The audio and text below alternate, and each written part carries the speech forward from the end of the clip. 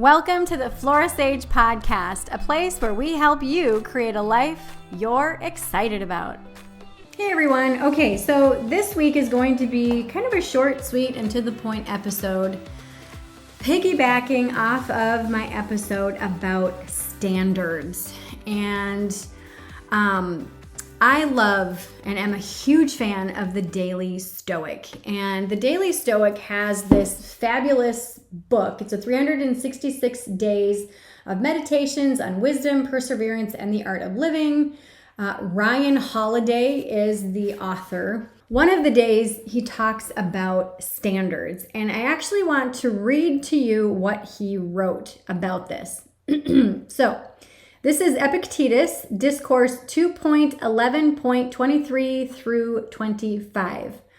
When the standards have been set, things are tested and weighed. And the work of philosophy is just this, to examine and uphold the standards. But the work of a truly good person is in using those standards when they know them. That's huge. Now, he goes on to say, we go through our days responding and reacting, but it's rare to really pause and ask, is this thing I'm about to do consistent with what I believe? Or better, is this the kind of thing the person I would like to be should do? The work of living is to set standards and not compromise them. When you're brushing your teeth, choosing your friends, losing your temper, falling in love, instructing your child, or walking your dog, all of these are opportunities. Not, I want to do good. That's an excuse. But I will do good in this particular instance right now. Set a standard, hold fast to it. That's all there is. Now, I talk about standards in my book, The 1 Degree Shift. I've talked extensively about standards in the 1 Degree Shift tribe. And I love how short, sweet, and to the point Ryan Holiday is in the Daily Stoic. This truly is something that will change your life. One of the easiest standards that I can convey is I don't drink and drive. Like that is a pretty crystal clear standard that a lot of people I think could wrap their head around. However, growing up in Wisconsin, I saw people sit down, have 4 or 5 beers, get up and drive away. That's terrifying, especially since I've been in a car accident with someone who was a drunk driver.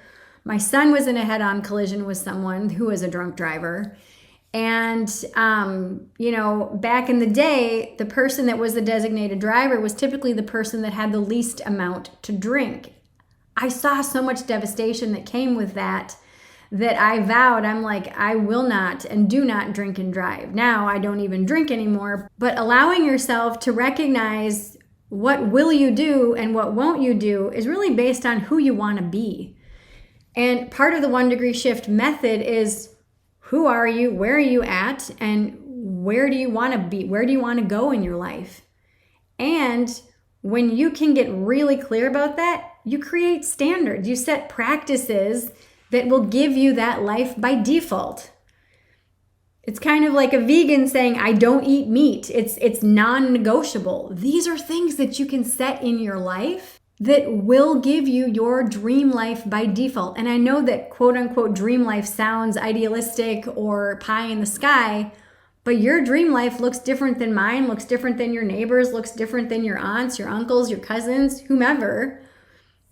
Give yourself permission to get clear on the type of life that you want, the quality of life that you want, the dynamic of life that you want, and then create those set of standards without compromise. So this is just your little reminder on giving yourself permission to decide what you will do and what you quote unquote want to do.